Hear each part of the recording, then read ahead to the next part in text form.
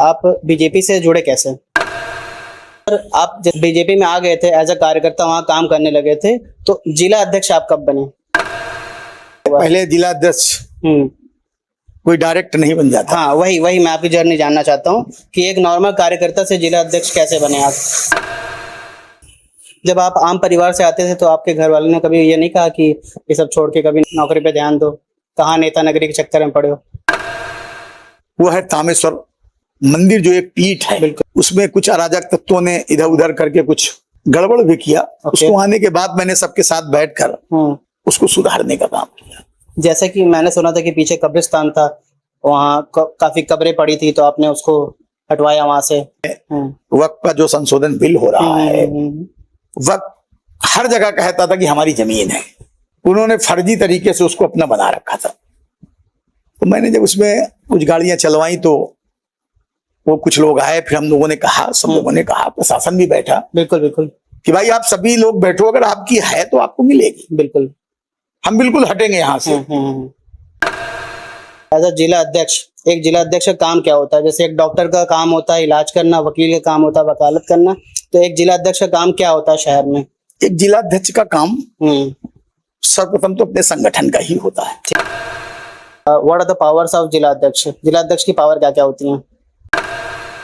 आज मैं जहां भी खड़ा हूं वो सब भारतीय जनता पार्टी की देन है। मैं जिस भी जाति और बिरादरी से आता हूं, उस समय भारतीय जनता पार्टी में बहुत कम लोग थे, एक दो लोग थे, पूरे जनपद में मैं अकेला था। समझ रहा हूँ। मुझे बहुत ताने सुनने को मिलते थे, लेकिन मेरा विचार थोड़ा सा बताइए, क्या ताने? जैसे कि भाजपा में जा रहे हो, वो इनकी पार्टी है, इनकी पार्टी है, आपको वहां क्या मिलेगा? तो मैं कहता था, मैं ये मेरी विचारधारा है, उनकी विचारधारा और मेरी विचारधारा एक है, इसलिए आप जहां हो आप रहो। कभी मन भटका नहीं? कभी भी मन भटका नहीं बीजेपी? कई बार मेरे टिकट कटे, लेकिन मैंने कभी भी, क्योंकि मुझको भाजपा ने सब कुछ दिया है। सही। अभी एक अच्छे पद पे हैं भारतीय जनता पार्टी में, तो बहुत सारे युवा आते होंगे आपसे एडवाइस लेने, कहते होंगे सर बताइए, है ना, हम भी कुछ समाज के लिए करना चाहते हैं।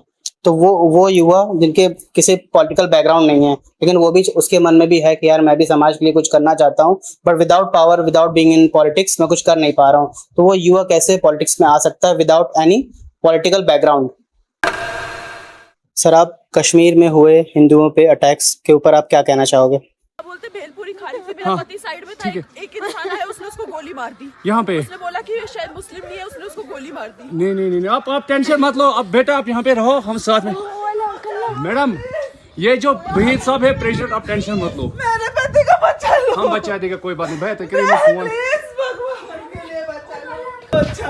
है, हम बचा देंगे ना, आप टेंशन मत लो।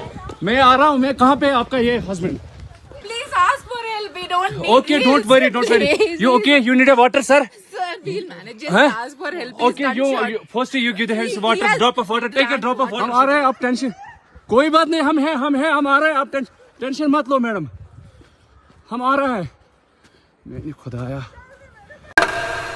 यह घटना कोई सामान्य घटना नहीं है, ये देश को झकझोर देने वाली घटना है। उन कपल्स की क्या गलती थी जो वहाँ घूमने गए थे?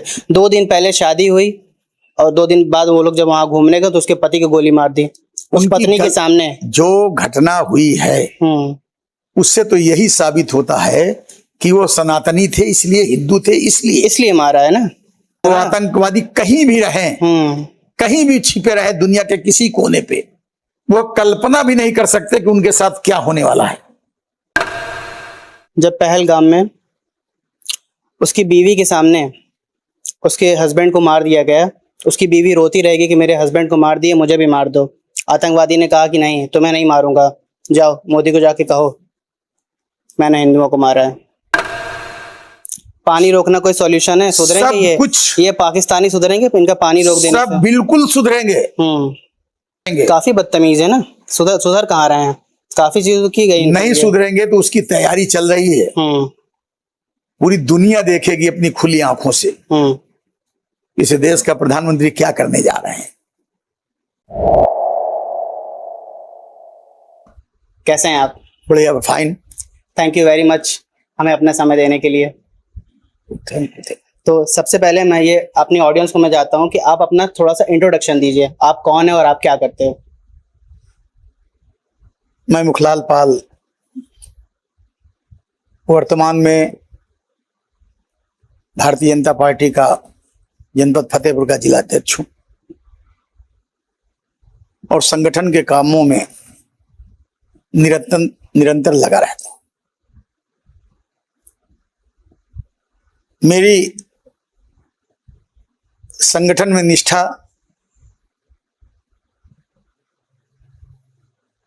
1988 से मैं भारतीय जनता पार्टी और स्वयं सेवक में जुड़ गया था। जी। जुड़ते जुड़ते 89 और 90 में मैं छात्र संघ की राजनीति करता था। ओके। और महामंत्री का चुनाव भी लड़ा था, लेकिन वह चुनाव वहां कुछ कारणों से नहीं हो पाया था। ठीक है। वहीं से मेरी राजनीति शुरू होती है। ठीक है। मैं कोई ऐसे परिवार से नहीं हूं, लेकिन छात्र जीवन में लोगों के बीच रहकर यह समझने और देखने का मौका मिला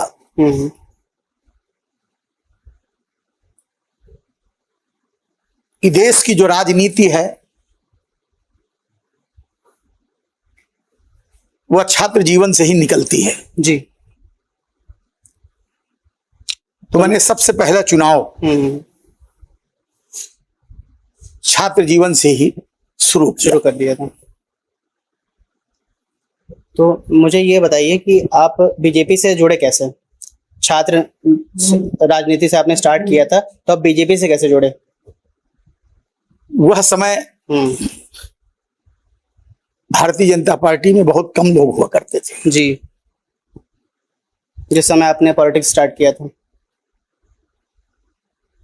मैं पॉलिटिक्स नहीं, यह कहिए एक कार्यकर्ता के रूप में जी जी भारतीय जनता पार्टी में काम करने लगा था। जी जी जी। राजनीति ये नहीं कहती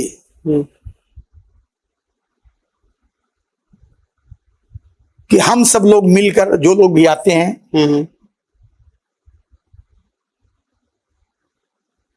देश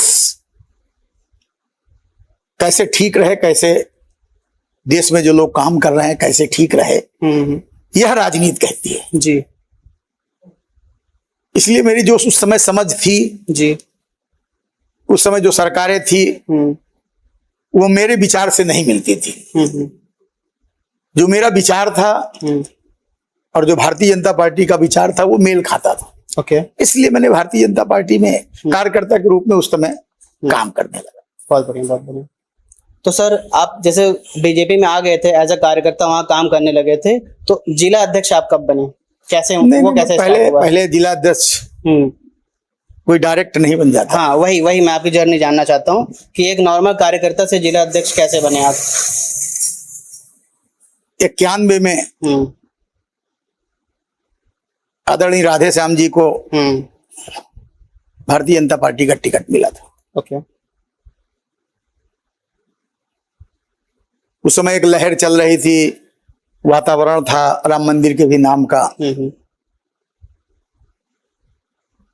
विचारधारा हमारी मेल खाती थी, तो हम लोगों ने उनका प्रचार करना शुरू किया। ओके।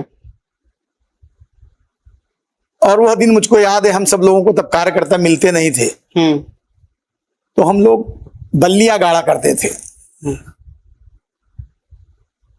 पोस्टर चिपकाया करते थे, वॉल राइटिंग से जो हो सकता था वो लिखते थे। ओके। धीरे धीरे मन में इंटरेस्ट आया। 93 में राधे श्याम जी विधायक हुए, हम लोग काम करते रहे, हम लोग भी संगठन में काम करते रहे। फिर एक समय ऐसा आया कि संगठन में तो कार्यकर्ता के रूप में हम काम कर रहे हैं, ठीक है, लेकिन पदाधिकारी के रूप में मन चलता था, क्योंकि नौजवान थे। एक ललक थी, एक उमंग था, और अपने काम का जो प्रयास था उस प्रयास को देखते हुए मन में रहता था कि कहीं पदाधिकारी बन जाए तो बेहतर होगा। अपने काम को सही ढंग से कर पाएंगे। एक आपको कि जो काम हम कर रहे हैं, हाँ। जो काम हम कर रहे हैं वह काम की उपयोगिता सही कहां पर है। और मन में ये विचार आया कि संगठन के माध्यम से हम ऊपर भी जा सकते हैं काम करते करते, क्योंकि काम कर ही रहे थे। 98 में मैं भारतीय जनता युवा मोर्चा का जनपद का उपाध्यक्ष बनाया गया। ओके। काम करता रहा। फिर 2000 में मैं युवा मोर्चा का अध्यक्ष बना दिया गया। ठीक है। उस समय आदरणीय कल्याण सिंह जी की सरकार थी। प्रदेश अध्यक्ष आदरणीय पूर्व प्रदेश अध्यक्ष आदरणीय स्वतंत्र जी थे, उनके कैबिनेट में जी जिला अध्यक्ष के रूप में काम किया। जी। जब आप आम परिवार से आते थे तो आपके घर वालों ने कभी ये नहीं कहा कि ये सब छोड़ के कभी नौकरी पे ध्यान दो, कहाँ नेता नगरी के चक्कर में पड़े हो? मैं साधारण परिवार से आता था, लेकिन कोई ऐसी बात भी नहीं थी कि खाने की व्यवस्था थी। अच्छा, समझ रहा हूँ। और जब मैं राजनीति करता था, देर से घर में आता था, स्वाभाविक है। लेकिन कभी हमारे पिताजी ने, जो कि माता जी हमारी थी नहीं, बहुत बचपन में जी उनका देहांत हो गया था जी, तो कभी पिताजी ने मना नहीं किया, क्योंकि हम लोग कभी कोई गलत रास्ते पर नहीं गए। समझ रहा हूँ। तो उनको लगता था कि ठीक है, पढ़ाई भी कर रहे हैं, छात्र नेता के रूप में जी, और राजनीति के रूप में उभर रहे हैं, तो उनको लगता था कि उनकी जो उसके जो मन में है वो करे। कभी परिवार में किसी ने आके कहा कि बेटा कुछ बन जाओ, इसके अलावा भी इसमें कुछ नहीं रखा है? काफी जैसे नॉर्मली हमारे घरों में कहा जाता है कि कहाँ ये क्या है, डॉक्टर बनो, इंजीनियर बनो, पढ़ाई करो। उस समय की स्थितियां यह थी कि सबके परिवार वाले ये बात कहते हैं, लेकिन हमारे जो पिताजी थे उनका यह था कि बेटे का जिधर इंटरेस्ट है जो कर रहा ठीक है, आगे देखा जाएगा जो होगा। ठीक है। लेकिन कभी कोई अड़चन नहीं आई मेरे राजनीतिक जीवन में, मेरे परिवार का कोई भी किसी भी प्रकार का कोई अड़चन नहीं आया, बिकॉज आप थोड़ा इकोनॉमिकली आप घर से ठीक थे। और मैं उस समय भी, अब आपने इकोनॉमी की बात छेड़ दी तो बताना भी चाहता हूँ कि मैं उस समय भी ठेकेदारी करता था। अच्छा, छोटी मोटी ठेकेदारी करता था। समझ रहा हूँ, वो जरूरी है, बहुत जरूरी है। और क्योंकि बहुत सारे लोग हमारे घर आते थे तो उनको चाय नाश्ता पानी ऑब्वियसली यह व्यवस्था करनी पड़ती थी, तो इसलिए कोई ऐसी प्रॉब्लम नहीं आई और मैं अपने काम को आगे बढ़ाता गया। इकोनॉमी कभी मेरे राजनीतिक जीवन में आड़े नहीं आई। समझ गया, बहुत बढ़िया। तो मुखलाल जी ये बताइए, एक जिला अध्यक्ष का काम क्या होता है? जिला अध्यक्ष का तो काम संगठन का है। ठीक है, लेकिन आपने सवाल पूछा आज का। 2014 में मैं जब 2000 में युवा मोर्चा अध्यक्ष बना जी, 3 साल के बाद फिर मैं इसी जनपद में मेन बॉडी में भारतीय जनता पार्टी का मेरे काम को देखते हुए मैं जिले का महामंत्री भी बना। बहुत बढ़िया। आदरणीय प्रभुदत्त दीक्षित जी, आदरणीय रणवीर साहब धुन्नी सिंह जी, मैं दोनों के कार्यकाल में महामंत्री के रूप में काम किया।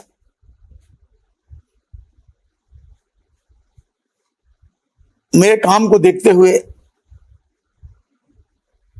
उस समय उत्तर प्रदेश के संगठन महामंत्री आदरणीय ठीक है सुनील बंसल जी थे। ठीक है, उन्होंने देखा कि फतेहपुर में काम अच्छा लड़का करता है। बहुत बढ़िया। तो जब महामंत्री के बाद मैं अध्यक्ष की दौड़ में भी था फतेहपुर के, इसके पहले मैं अध्यक्ष नहीं बन पाया और अध्यक्ष आदरणीय मेरे भाई दिनेश वाजपेयी बन गए। ओके, मुझको वो मौका नहीं मिला उस समय। उस समय नहीं मिला। हाँ। तो मुझे कानपुर बुंदेलखंड क्षेत्र का,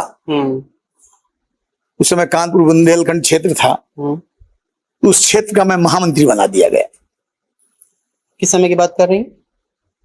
2014 में। अच्छा, समझ गया। और मैं 2 बार महामंत्री रहा कानपुर बुंदेलखंड क्षेत्र का।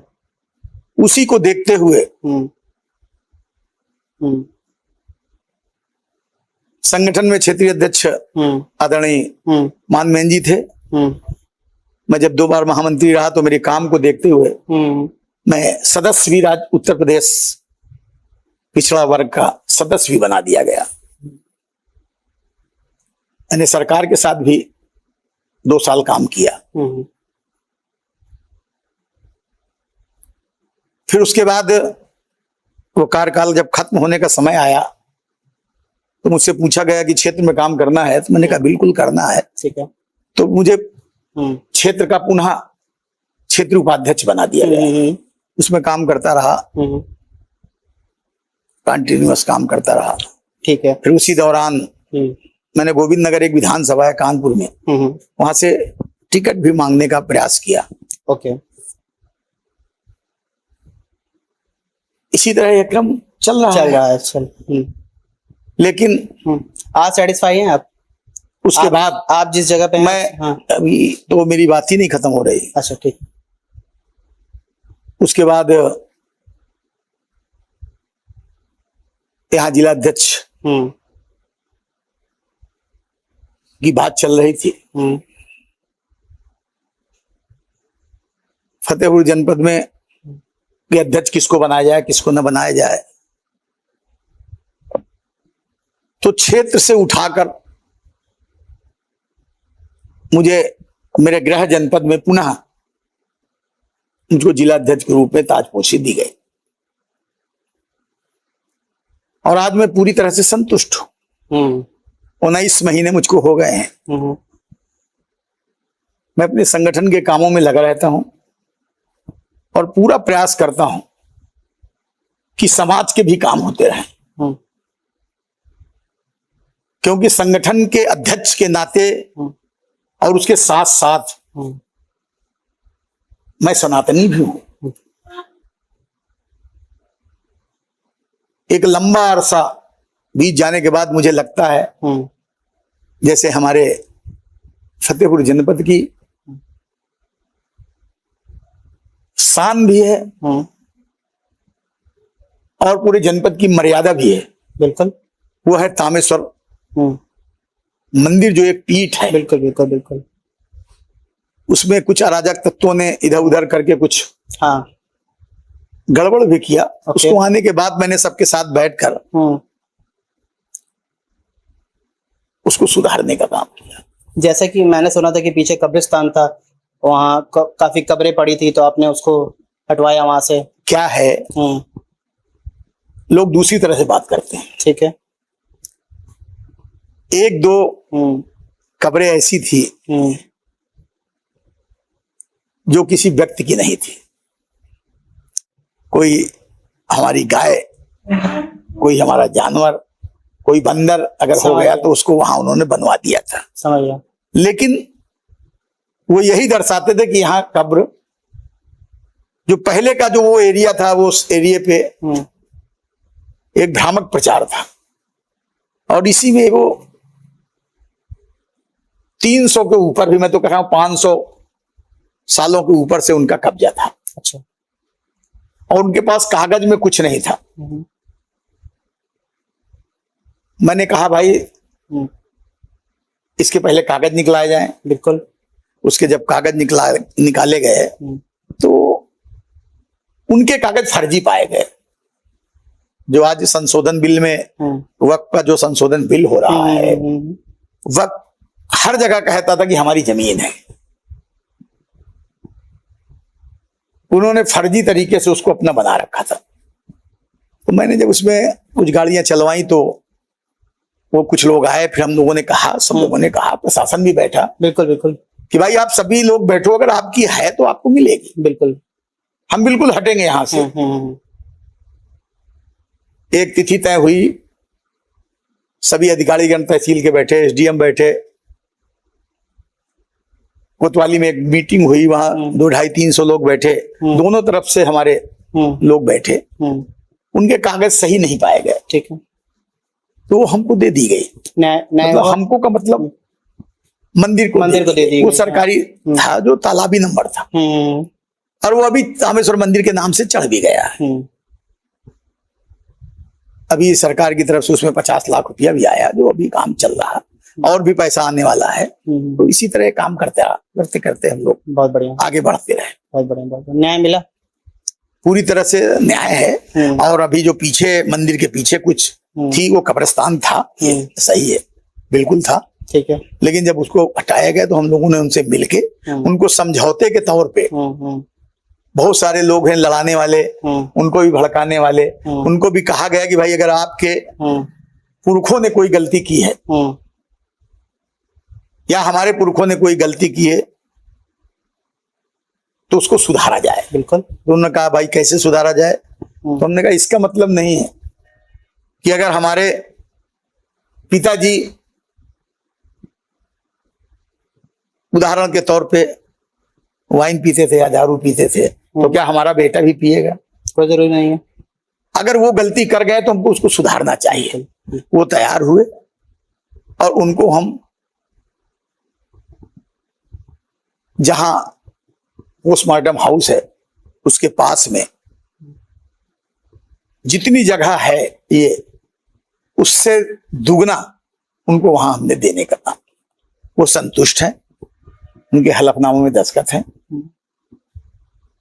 अब किसी प्रकार का कोई विवाद नहीं रहा है। बहुत बढ़िया बहुत बढ़िया बहुत बढ़िया, सुन के अच्छा लगा। तो हमारे जो भारतीय युवा हैं जो हमारे पॉडकास्ट को देख रहे हैं, जो आपको कुछ मानते हैं, अपना मेंटोर मानते हैं, ठीक है, वो हमारा जो पॉडकास्ट देख रहे हैं, तो अगर वो जानना चाहते हैं एज अ जिला अध्यक्ष, एक जिला अध्यक्ष का काम क्या होता है, जैसे एक डॉक्टर का काम होता है इलाज करना, वकील का काम होता है वकालत करना, तो एक जिला अध्यक्ष का काम क्या होता है शहर में, कृपया करके उसे समझाइए।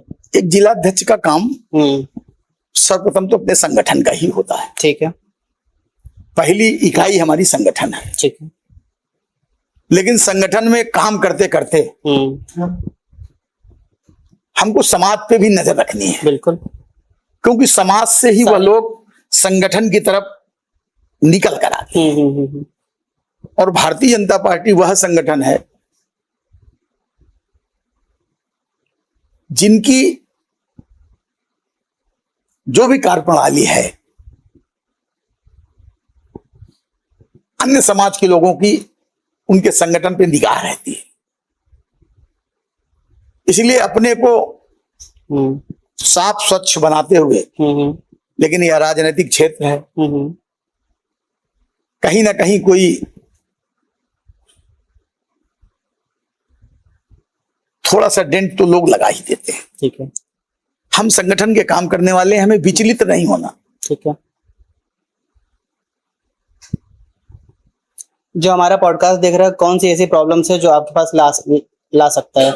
जैसे नॉर्मल जनता है, अगर उसको बुखार आया तो वो डॉक्टर के पास जाएगा, ठीक है, उसके ऊपर केस लग गए हैं तो वो वकील के पास जाएगा। अभी तक लेकिन जिला अध्यक्ष के पास वो किस सॉल्यूशन का समाधान? देखिए क्या है उत्तर प्रदेश और देश में भारतीय जनता पार्टी की सरकार है। संगठन और सरकार का समन्वयक होता है। हम लोग तालमेल मिलाकर काम करते हैं और तालमेल मिलाकर काम भी करते हैं। बिल्कुल। किसी कारणवश अगर कोई विधायक गण है हमारे सम्माननीय, ठीक है, और उनको फोन करता है, उनके पास नहीं जा पा रहा, नहीं मिल पा रहा, तो वो संगठन के जिला अध्यक्ष के पास आते हैं। आ सकता है। हाँ। और आते हैं, फिर हम आदरणीय जो हमारे उस विधानसभा के विधायक है उनसे बात करते हैं और उनके काम को निपटारा करते हैं। यह संगठन की काम, जैसे कि कुछ अगर कोई भी काम है, उदाहरण दे सकें? उदाहरण के तौर पे कोई किसी को गलत प्रकार से परेशान करता है, ठीक है, कोई किसी के जमीन में फर्जी तरीके से कब्जा करता कब्जा है, कर रहा है। या किसी भी समाज के, किसी भी धर्म, किसी भी जाति के लोगों के साथ कुछ गलत हो रहा हो, कुछ भी गलत हो रहा, माँ बेटियों को कोई परेशानियां हो, किसी भी प्रकार का, तो भारतीय जनता पार्टी का नारा भी है कि सबका साथ, सबका और विकास। सबका विकास। बहुत बढ़िया। कोई भी धर्म आए, ठीक है। धर्म का कोई व्यक्ति आए, अगर सही है तो हम सब लोग उनके साथ खड़े होते हैं। सर एक क्वेश्चन और पूछना चाहूंगा, what are the powers of जिला अध्यक्ष? जिला अध्यक्ष की पावर क्या क्या होती हैं? देखिए, उसके अंदर में क्या क्या आता है जिसको वो कंट्रोल कर सकता है? देखिए क्या है, जिला अध्यक्ष के पास पावर कुछ नहीं होता। ठीक है। जिला अध्यक्ष का केवल काम संगठन का काम है। अब पावर आप उसको इस तरह से समझ सकते हैं कि कोई हमारे पास काम करने आ रहा है या काम लेने आ रहा है, तो हम पहले अपने, अगर यहाँ का सांसद है तो उनसे बात करेंगे, हमारे विधायक है तो उनसे बात करेंगे, संगठन के नाते, संगठन आपका पावर है। क्योंकि संगठन से ही टिकट मिलते हैं, वो विधायक बनते हैं। मैंने इसके पहले बोला है, बिल्कुल। निश्चित रूप से वो विषय आना चाहिए। जिला अध्यक्ष का पावर कहीं संगठन का पावर है, संगठन के लिए काम करने के लिए पावर है, लेकिन हम सब समन्वयक बना के अपने विधायकों से, अपने कार्यकर्ताओं का पूरी तरह से काम करते हैं। एक और क्वेश्चन पूछना चाहूंगा कि एक जिला अध्यक्ष कैसे अच्छा अपने आप को बना सकता है? कमियां सबके अंदर होती हैं, हर कोई अब रोज बेटर हो सकता है, हर इंसान के अंदर कोई ना कोई कमी हो सकती है। एक जिला अध्यक्ष अपने आप को कैसे बेटर कर सकता है? देखिए क्या है, भारतीय जनता पार्टी सत्ता के लिए नहीं आई, व्यवस्था के लिए आई,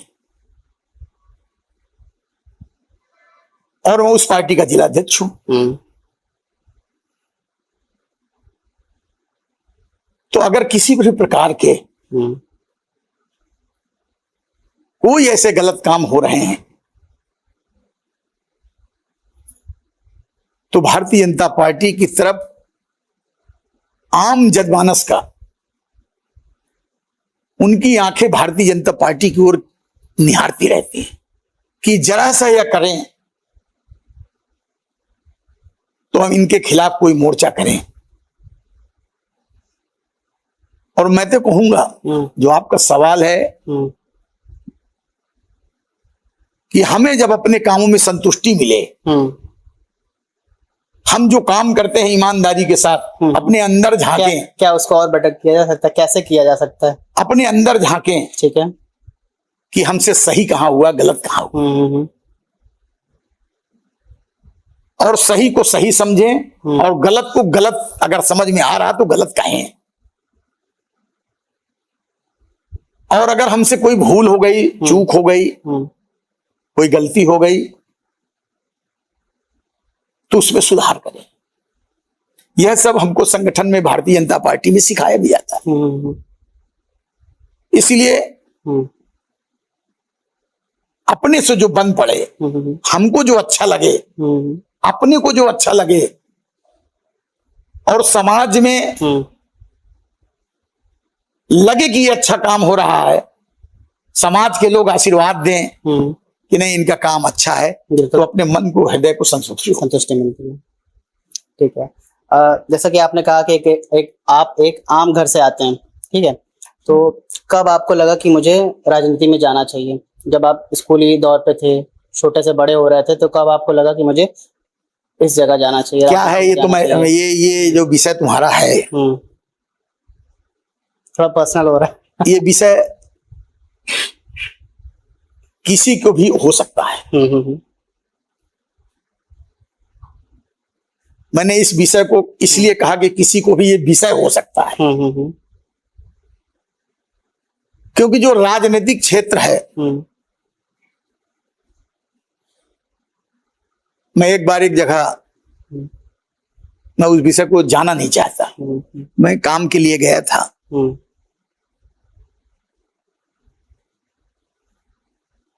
और वो सांसद इस दुनिया में नहीं है। हम्म, वो जनता दल से सांसद हुआ करते थे, लियाकत हुसैन। हम्म, मैं उनके पास एक काम से गया था और सही काम था, तो मैंने कहा आदरणीय सांसद जी ये काम है, तो उन्होंने कहा कि हो जाएगा।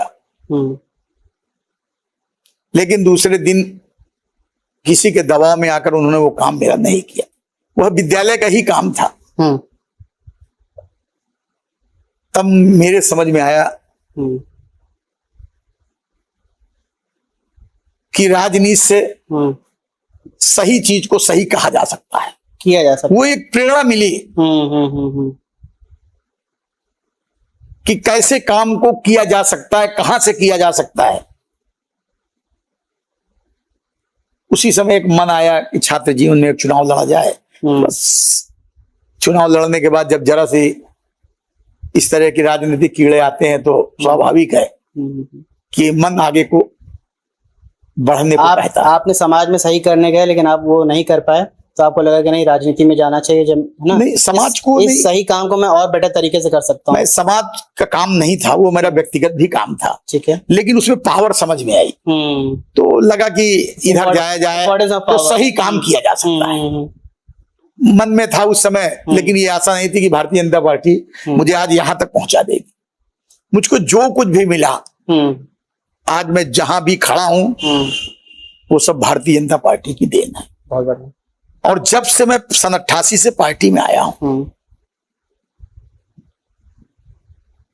मैं उस समय मैं जिस भी जाति और बिरादरी से आता हूं, हम्म, उस समय भारतीय जनता पार्टी में बहुत कम लोग थे, एक दो लोग थे। समझ रहा हूँ, पूरे जनपद में मैं अकेला था। समझ रहा हूँ। मुझे बहुत ताने सुनने को मिलते थे, लेकिन मेरा विचार थोड़ा सा बताइए क्या ताने, जैसे कि भाजपा में जा रहे हो, हम्म, वो इनकी पार्टी है, इनकी पार्टी है, हम्म, आपको वहां क्या मिलेगा। हम्म, तो मैं कहता था मैं ये मेरी विचारधारा है, हम्म, उनकी विचारधारा और मेरी विचारधारा एक, ठीक है। इसलिए आप जहां हो आप रहो। कभी मन भटका नहीं, कभी भी मन भटका नहीं बीजेपी। कई बार मेरे टिकट कटे, हाँ, लेकिन मैंने कभी भी, क्योंकि मुझको भाजपा ने सब कुछ दिया है, सही। और मैंने कभी कल्पना नहीं की थी कि भारतीय जनता पार्टी यह मुझको देगी। आगे जो भी मिलेगा वह स्वीकार है सहर्ष। इसलिए काम करते करते अब संगठन में ही मन लगा रहता है। आप अभी एक अच्छे पद पे हैं भारतीय जनता पार्टी में, तो बहुत सारे युवा आते होंगे आपसे एडवाइस लेने, कहते होंगे सर बताइए, है ना, हम भी कुछ समाज के लिए करना चाहते हैं। तो वो युवा जिनके किसी पॉलिटिकल बैकग्राउंड नहीं है, लेकिन वो भी उसके मन में भी है कि यार मैं भी समाज के लिए कुछ करना चाहता हूँ, but without power, without being in politics मैं कुछ कर नहीं पा रहा हूँ, तो वो युवा कैसे पॉलिटिक्स में आ सकता है विदाउट एनी पॉलिटिकल बैकग्राउंड? जो मैंने संगठन से अपने जीवन में सीखा, क्योंकि मैं कानपुर बुंदेलखंड देख रहा था, उसमें 17 जिले आते हैं, महामंत्री था, तो सब जगह दौड़ा करता था। मैं देखता था काम कौन करता है संगठन का, वो मेरे पास सूची अभी भी है।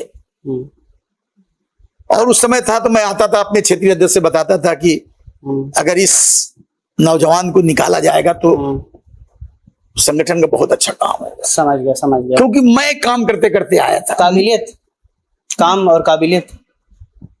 अब काबिलियत तो बाद में समझ में आती है, पहले तो काम समझ में आता है। ठीक है। काम करते करते ही काबिलियत, जब लोग साथ बैठते हैं काम करते हैं तो काबिलियत अपने आप आती है। ठीक है। क्षेत्रीय अध्यक्ष से बात करता था कि अगर इसको इस पे जोड़ दिया जाए तो संगठन बहुत अच्छा चलेगा। मैं जहां जहां रहा, जिस जिले में प्रभारी भी रहा, मैं कन्नौज का प्रभारी रहा, बांदा का प्रभारी रहा, इटावा का प्रभारी रहा, फर्रुखाबाद, बहुत जगह प्रभारी रहा। ठीक है। लेकिन मैं जमीन से आया था,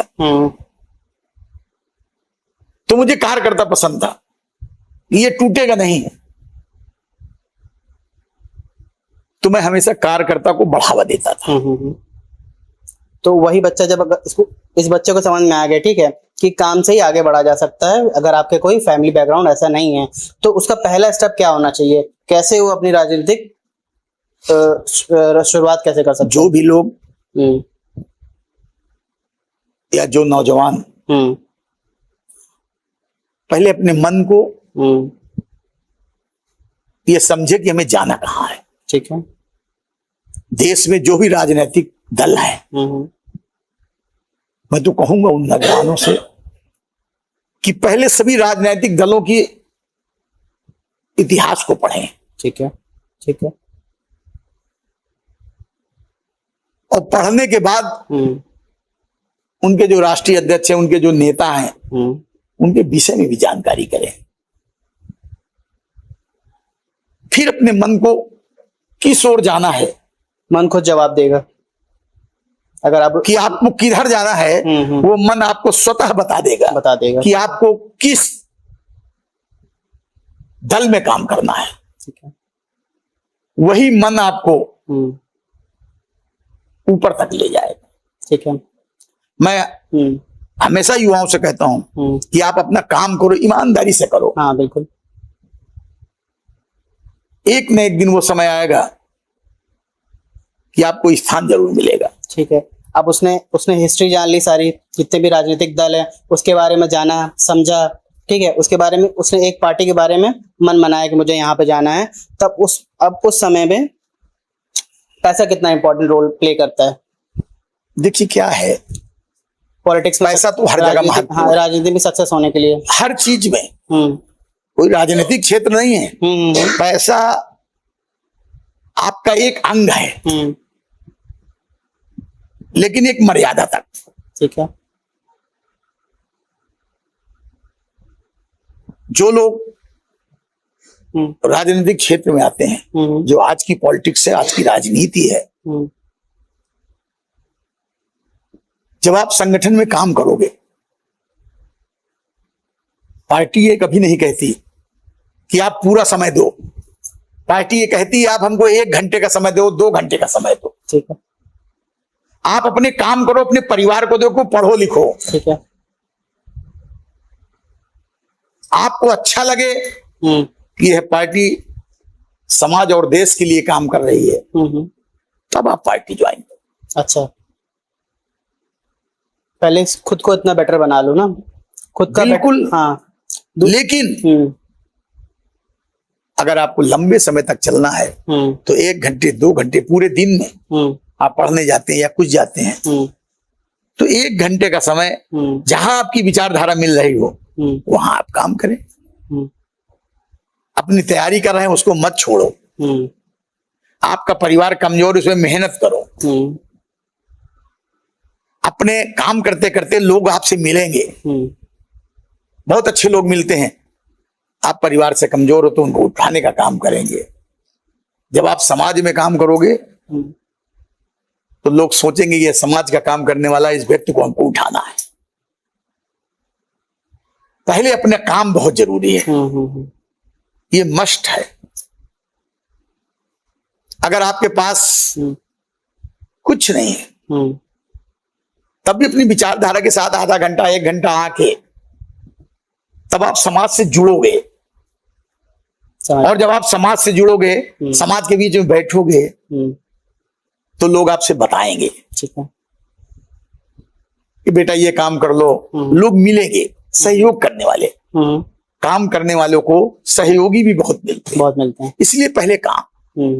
और मैं पुनः करियर और फाइनेंशियल स्टेबिलिटी बहुत इंपॉर्टेंट है। बिल्कुल। अगर लॉन्ग टर्म में आपको कुछ करना है इस देश के लिए, है ना, राजनीति में कुछ बड़ा हासिल मुकाम करना है, तो फाइनेंशियल स्टेबिलिटी आपकी बहुत जरूरी है। नहीं, जरूरी। देखिए क्या है, हाँ।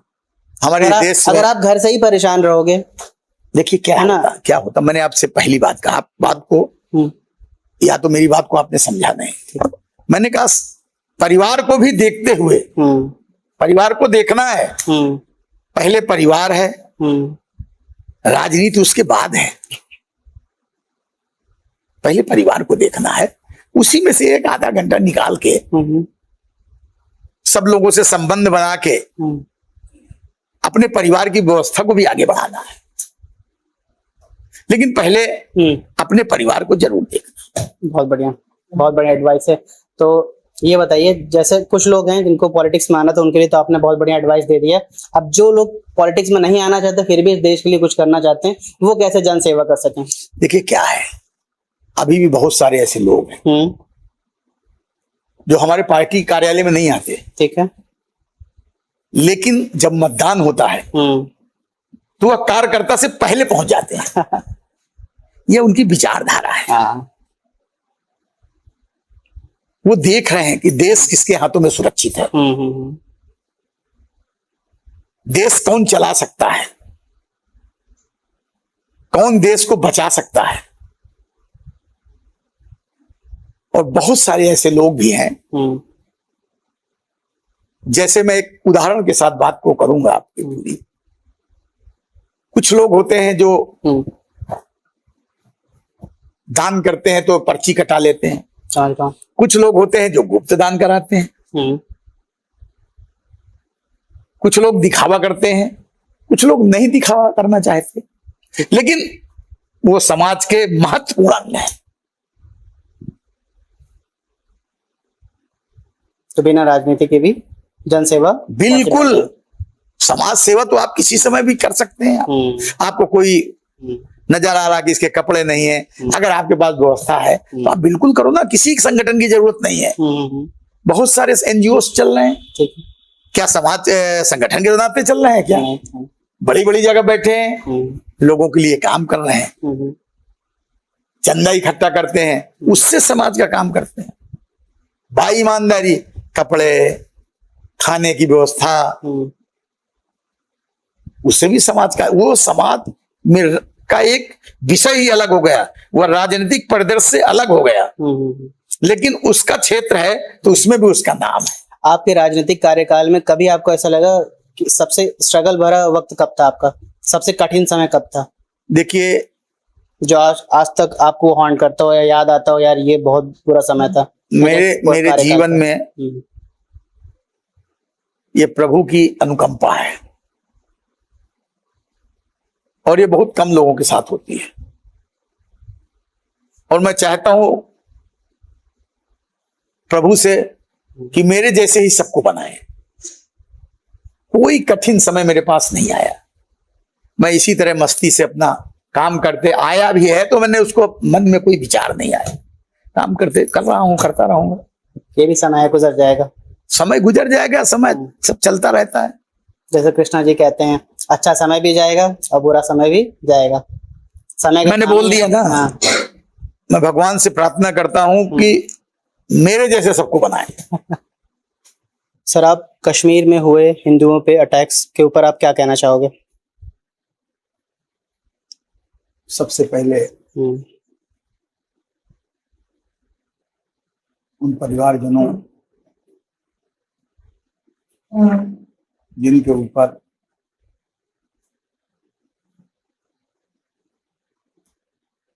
उनके परिवार के बच्चों के ऊपर इस तरह की ऐसी ऐसी चीजें हुई हैं कि मानवता के ऊपर से लोगों का विश्वास उठ जाएगा। पैंट तुड़वा के उनका धर्म पूछा गया, कलमे पढ़वाए गए। मैंने कहा ना कि सबसे पहले उन परिवारजनों को जिनके यहां यह दुखद घटना हुई है, मैं ईश्वर से प्रार्थना करता हूं कि उनको अपने चरणों में स्थान दे।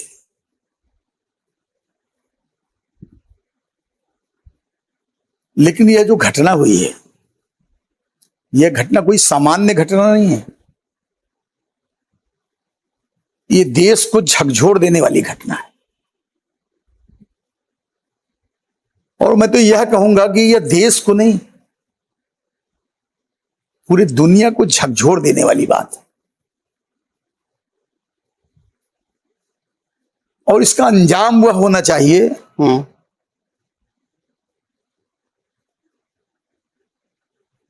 कि सदियों तक ऐसा करने वालों को याद रहे, क्योंकि जिस तरह से उन्होंने ये काम किया है, सर क्या गलती थी उन कपल्स की, क्या गलती थी जो वहाँ घूमने गए थे? 2 दिन पहले शादी हुई और 2 दिन बाद वो लोग जब वहाँ घूमने गए तो उसके पति को गोली मार दी उस उनकी पत्नी के सामने। जो घटना हुई है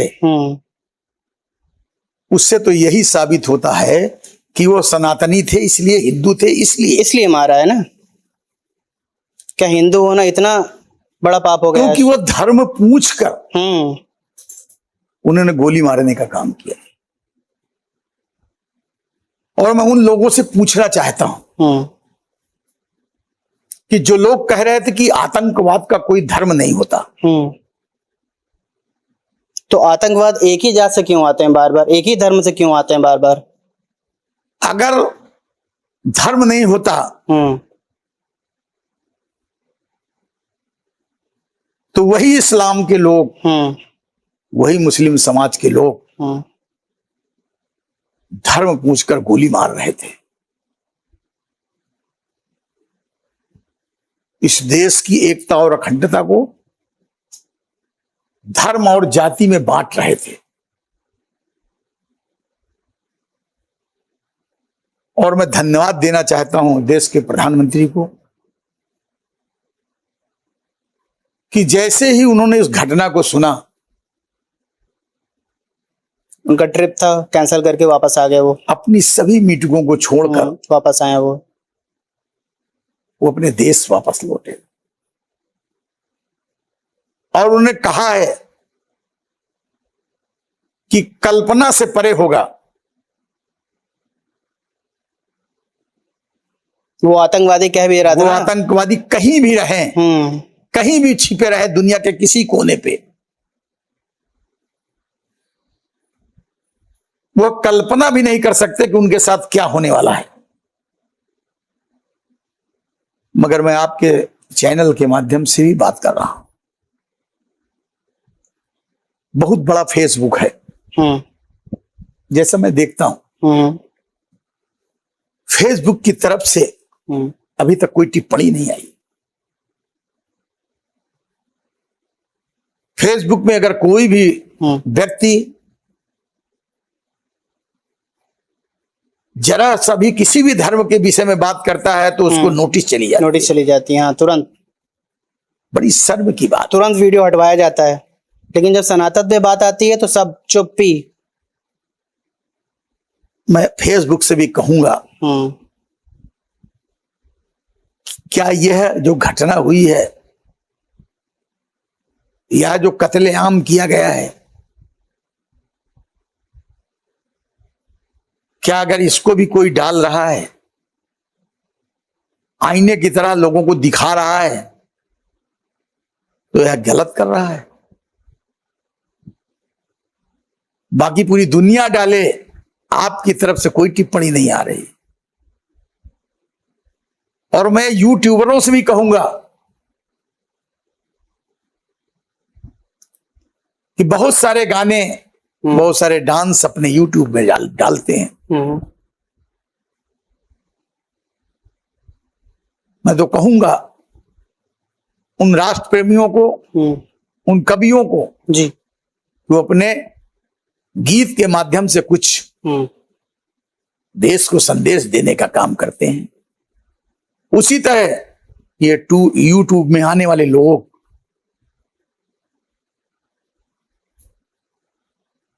कुछ ऐसे देशभक्ति गाने के रूप में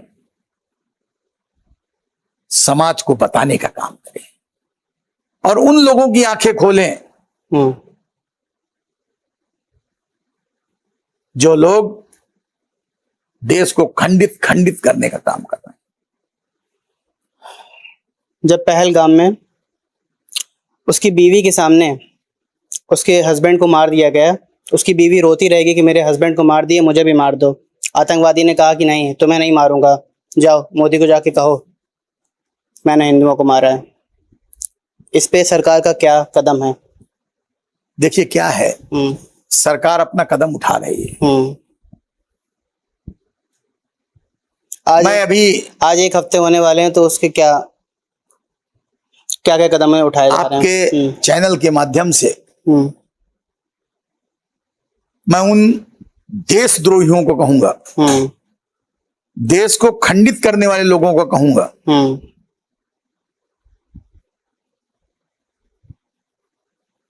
कि धैर्य रखो। किसी भी चीज को, किसी भी देश को अगर हमको उसको लड़ाई लड़ना है तो पहले समझना भी है। लड़ कहाँ पाएंगे पाकिस्तान? 2 दिन से ज्यादा लड़ पाएंगे? इतने तो इकोनॉमी नहीं है उनकी कि इंडिया से वो लड़ पाए। पानी रोकना कोई सॉल्यूशन है? सुधरेंगे सब ये कुछ, ये पाकिस्तानी सुधरेंगे इनका पानी रोक देने सब से? बिल्कुल सुधरेंगे। पानी देंगे भी नहीं और पानी देंगे भी, दोनों काम करेंगे। काफी बदतमीज है ना, सुधर कहाँ रहे हैं? काफी चीजें की गई नहीं सुधरेंगे तो उसकी तैयारी चल रही है। पूरी दुनिया देखेगी अपनी खुली आंखों से इस देश का प्रधानमंत्री क्या करने जा रहे हैं। अब वो सरकार की व्यवस्था है, उस पे हम लोग कुछ नहीं कह सकते, वो कैसे करेंगे। लेकिन मुझे पूर्ण विश्वास है यह सनातनी सरकार है, चुन चुन कर बदला लिया जाएगा। ऐसे हम सनातनियों को अपने इस देश के प्रधानमंत्री पे भरोसा है और 140 करोड़ देशवासियों को भरोसा है प्रधानमंत्री पे। जी, जो हमारा वीडियो देख रहे हैं, जो भी गुस्सा है जिनके ऊपर, जो लोग ये सब चीजें देख के जो अपने अंदर गुस्सा भरे हुए हैं, वो आम इंसान को क्या करना चाहिए इस कठिन परिस्थिति में? जिन्होंने कैंडल मार्च निकाल रहे हैं ना, अपने अपने तरीके से गुस्सा जाहिर कर रहे हैं, उन्हें कैसे अपने आप को अभी संभालना चाहिए? देखिए क्या है, इतनी बड़ी घटना हुई, मन में उबाल है। क्या अपने जिससे देश में जो भी बन पड़ रहा है उतना वो कर रहा है और उसको भी समझ में आ रहा कि सरकार किसकी है, देश किन हाथों में रहना चाहिए, वो आम जनमानस को मालूम है। इसलिए वो अपने धैर्य का परिचय दे रही है। बहुत बढ़िया। अभी पूर्ण विश्वास है, अभी मैं कुछ नहीं कह सकता, लेकिन आने वाला समय आपको जल्द बताने वाला है। ये हम सब देशवासियों को और सनातन की तरफ से जो मुझे जहां तक जो निर्णय उनके इसके पहले आए हैं, उन निर्णय को देखते हुए तो लगता है कि बहुत कुछ होने वाला होगा। बहुत बढ़िया, आशा यही है, सरकार से आशा यही है। सरकार से भी आशा है और समाज का जो दर्शन देते हैं वह लोग भी मोदी जी पे भरोसा कर रहे हैं जी, उनको एडवाइस दे रहे हैं कि आपको कैसे क्या करना है। इसलिए बहुत बढ़िया, सभी देशवासियों का भरोसा है। बहुत बढ़िया। हम अपने सरकार पे विश्वास रखें, जो निर्णय होगा वो हमारे सनातनी उसको देखेंगे और खुश होंगे। बहुत बढ़िया, सबक सिखाना जरूरी है। इन बिल्कुल, पाकिस्तानियों को, इन आतंकवादियों को सबक सिखाना जरूरी है। और वो चालू हो गया है। मुझे कहना कुछ नहीं है। जब भी आप दिख जाएगा सब कुछ टीवी खोलेंगे तो आपको सब आईने की तरह दिखाई दे रहा है। कुछ लोग ये भी तो आरोप लगा रहे हैं कि सरकारी मरवा रही है और वही सबको सजा दे रही है। बहुत चल रहा है सोशल मीडिया पे इस पे ऊपर। मैंने अभी कहा कि इस तरह फेसबुक को उनके ऊपर भी देखा होगा, आई एम श्योर आपने देखा होगा कि ये सरकार खेल खेल रही है। फेसबुक से हटाना चाहिए। आज सबको एक रहना चाहिए। देश रहेगा तो हम सब रहेंगे, देश नहीं रहेगा तो कोई नहीं रहेगा। कश्मीर फाइल्स एक मूवी आई थी जिसमें हिंदू पंडितों के बारे में सच्चाई बाहर आई थी, लेकिन उसमें भी सेकुलरिज्म के नाम पे हमने उसको इग्नोर करवा दिया। देखिए क्या है, अब कैसे इग्नोर करोगे? अब तो ये रिसेंट न्यूज आई है ना कश्मीर में जो हुई है। आपने उसको बताया कि यह पिक्चर है, ये बनाई हुई है, यह जनता के सामने उन्होंने पेश किया। ये सेकुलरिज्म का नाटक कब तक करते रहेंगे? कब तक चलता रहेगा सेकुलरिज्म का नाटक? सिर्फ हिंदू ही करता रहे क्या? वहां से कभी नहीं आएगा। देखिए अब धीरे धीरे चेतना नहीं, नव चेतना जागृत हो रही है। वही वही वही। चेतना के साथ साथ नव चेतना जागृत हो रही है। किसी को कुछ कहने की जरूरत नहीं रह जाएगी। वो सब लोग देख रहे हैं ऐसी विवश घटना को, और पूरी दुनिया देख रही है। इस तरह की चीजें कहीं होनी नहीं चाहिए, लेकिन अगर हुई है तो अपने देश को, अपने ही देश को कलंकित करने का काम किया। और मैं तो कहूंगा कि जिन लोगों ने घटना किया है, इस घटना को अंजाम दिया है, उनके साथ जो होने जा रहा है उसकी कल्पना नहीं है, लेकिन इसके पीछे जो लोग हैं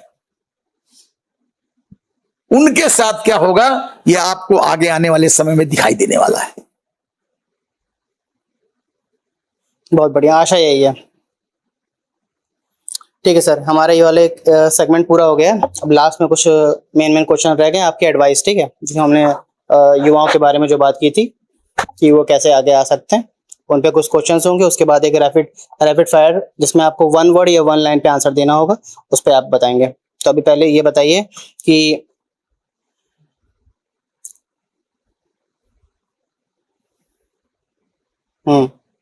पॉलिटिक्स के अलावा, राजनीति के अलावा और कौन से ऐसे रास्ते हैं जन सेवा की या देश सेवा के लिए? समाज के साथ जुड़ना, राजनीति अलग विषय है, समाज सेवा काम अलग विषय है। कैसे? जैसे जन सेवा तो दोनों तरफ हो रही है। एक व्यवस्था सरकार की तरफ से जन सेवा हो जाती है।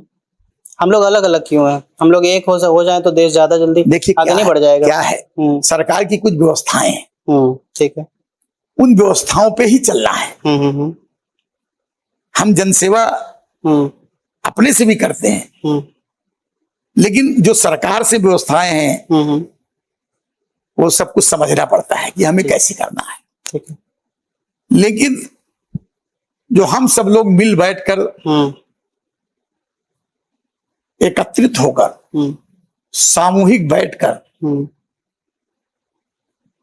समाज का चिंतन करते हैं कि राजनीति उधर से जो हो रहा होने दो, हमारी तरफ से क्या हो रहा है। जैसे कि आपने सवाल किया था कि सरकार का जो काम है कश्मीर में जो करना है सरकार कर रही है, ठीक है, लेकिन आज जनता सड़कों पर उतर रही कैंडल मार्च लेकर, इनका काम अलग है। जब जरूरत पड़ेगी तब दोनों एक हो जाएंगे और मिशन को आगे बढ़ाएंगे। युवाओं को क्या सलाह देना चाहेंगे, कैसे कैसे देश की सेवा कर सकें राजनीति के अलावा? आज की जो स्थितियां और परिस्थितियां हैं, अच्छे लोगों के साथ बैठना, ठीक है, समाज के बारे में देखना कौन सही है कौन गलत है, उसके बारे में सही टिप्पणी करना, ठीक है, ठीक है, सही बात को सही जगह कहना, जन जागरण के माध्यम से नई चेतना और नव चेतना के साथ सबको जगाना पड़ेगा। और मैं नौजवानों से यही कहूंगा कि आप हो कि आगे आने वाले देश के भविष्य हो, आपको सब कुछ देखना है, सब कुछ समझना है। पहले समझो, जानो और देखो, फिर अपने आगे अपने पैर को आगे बढ़ाओ। अच्छा, मेरा एक पर्सपेक्टिव मैं आपसे शेयर करूं। अगर युवा जो हमारी वीडियो देख रहा है उसको देश के लिए कुछ करना है तो वो अपने ऊपर फोकस करे। वो जिस भी फील्ड में है अपने आप को ग्रो करे, इकोनॉमिकली अपने आप को ग्रो करे। जब वो ज्यादा पैसे कमाएगा तो ज्यादा वो टैक्स भरेगा, उस टैक्स से देश की बढ़ोतरी होगी। मैं नौजवान ही नहीं, मैं सभी को कहूंगा कि देश हम्म, हम सबके पैसे से चलता है। हाँ। कब तक हम लोग पाकिस्तान से ही सिर्फ अपने आप की तुलना करेंगे? हमको अपनी तुलना चाइना से और अमेरिका से क्यों नहीं कर सकते? हर व्यक्ति को हाँ। मैं इस चैनल के माध्यम से संदेश देना चाह रहा हूं, हम्म, हर व्यक्ति को हम्म, अपना रिटर्न भरना चाहिए। सरकार के खाते में कुछ जाना चाहिए। हाँ। और तभी सरकार की आपकी उन व्यवस्थाओं को बहुत ही सुंदर तरीके से आप सबको आगे आपका भविष्य तय करके आपको कुछ देने का काम करेगी। बहुत बढ़िया। अब हमारा है रैपिड फायर राउंड, ठीक है? उसमें आपको एक लाइन पे या एक शब्द में उस चीज का आंसर देना है। पॉलिटिक्स या फैमिली? क्या मतलब? मैं एक चीज को चुनना है या एक चीज को उसको आपको मतलब एक लाइन पे या एक शब्द पे उसका जवाब देना है, ठीक है? किसको चुनेंगे आप, पॉलिटिक्स या फैमिली? देखो क्या है, फैमिली पॉलिटिक्स जब दोनों एक रहेंगे तभी समानांतर बढ़िया चलेंगे। ठीक है। दोनों को साथ लेके चलना है। फेवरेट कौन है, मोदी जी या योगी जी? अब हमारे लिए तो दोनों फेवरेट है। फिर भी कोई एक? कोई एक नहीं, दोनों। हाँ। जनसेवा या राजनीति? देखिए क्या है, जनसेवा से भी राजनीति है और राजनीति से भी जनसेवा है। ठीक है। इसलिए दोनों को बराबर रहना चाहिए। आपके favourite political leader Modi ji के अलावा? देखिए क्या है, मैं राधे श्याम जी को मैं इस जनपद में रहा हूँ, वो हमारे गुरु हैं, मैं उनको मानता रहा। वही मेरे उस समय के भी नेता थे, आज भी मेरे वो नेता हैं। सबसे पहला इमोशनल आपका मेमोरी जो आपको याद हो, आप प्राउड मोमेंट क्या था आपकी जिंदगी का सबसे ज्यादा, बहुत खुश हुए हो? मैं जब भारतीय जनता युवा मोर्चा का अध्यक्ष बना था, वो मेरे जीवन का सुखमय काल था। अच्छा, बहुत बढ़िया। अगर आप मुख्यमंत्री बनते हैं आने वाले समय पे तो सबसे पहला काम क्या करेंगे? जो सपना मैंने देखा नहीं, मैं उसके बारे में विचार नहीं करता। अच्छा, ठीक है। सबसे अच्छी चीज क्या लगती है बीजेपी में? समन्वयक। समन्वयक। अच्छा। सबको साथ लेकर बात करना।